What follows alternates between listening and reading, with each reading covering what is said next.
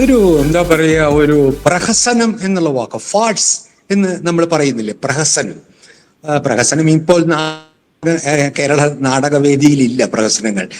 ഇത് രാഷ്ട്രീയ പ്രഹസനമാണ്.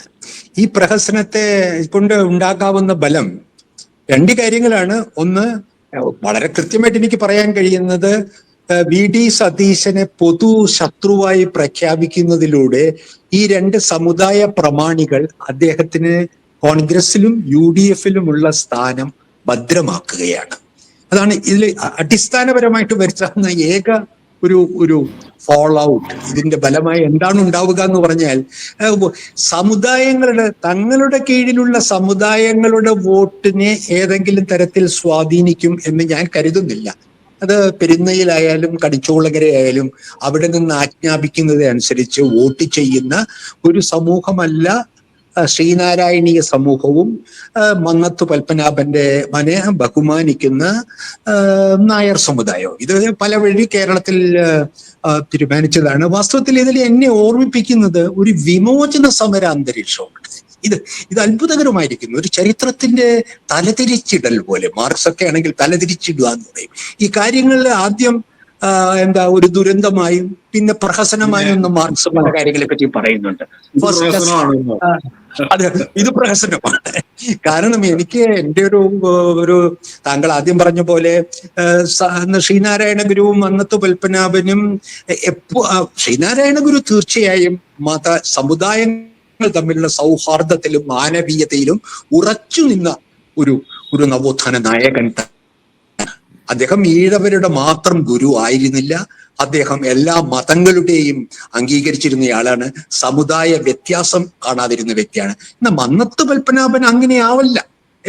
പലപ്പോഴും അദ്ദേഹം ആദ്യകാലത്ത് നായർ സമുദായത്തിനകത്തുള്ള പരിഷ്കരണവാദത്തിന്റെ കാലത്ത് അദ്ദേഹം പരിഷ്കരണവാദിയും നവോത്ഥാന നായകനുമായിരുന്നു. എന്നാൽ കമ്മ്യൂണിസ്റ്റ് തിമിരം ബാധിച്ച് വിമോചന സമരത്തിൽ നേതൃത്വം കൊടുത്ത മന്നത്ത് പത്മനാഭൻ, അമേരിക്കയുടെ CIA സഹായം മേടിച്ച് സമരം നടത്തിയ മന്നത്ത് പത്മനാഭൻ തന്റെ പൂർവ്വകാല നേട്ടങ്ങളിൽ സ്വയം കരിവാരി തേക്കുകയായിരുന്നു എന്ന് വിശ്വസിക്കുന്നയാളാണ് ഞാൻ. അദ്ദേഹത്തിന് ഈഴവരോടുള്ള പരമപുച്ഛവും പിന്നീട് അദ്ദേഹത്തിന്റെ കുപ്രസിദ്ധമായ ശാസ്തമംഗലം പ്രസംഗത്തിലുണ്ട്. അപ്പൊ ഞാൻ രണ്ടായിട്ടാണ് കാണുന്നത്. ശ്രീനാരായണ ഗുരുവിന്റെ പിൻപറ്റുന്ന നവോത്ഥാന പ്രസ്ഥാനവും മന്നത്ത് പത്മനാഭന്റെ നായർ പരിഷ്കരണ പ്രസ്ഥാനവും രണ്ട് ദിശകളിലാണ് സഞ്ചരിച്ചത്. ഇപ്പോൾ രണ്ടും ഒരു ദിശയിൽ എത്തിയിരിക്കുന്നു. എങ്ങനെ? വെള്ളാപ്പള്ളിയുടെ കീഴിൽ നാരായണ ഗുരുവിനെ പാടെ കൈവിട്ട് വളരെ വൾഗറായ താങ്കൾ ഒരു ചർച്ചയിൽ തന്നെ പറഞ്ഞു, വികൃതമായ ശിഷ്യൻ, ഒരു വികൃതമായ ഒരു നാരായണീയ പാരമ്പര്യം പിൻപറ്റുന്ന ഒരു മേധാവിയായി വെള്ളാപ്പള്ളി.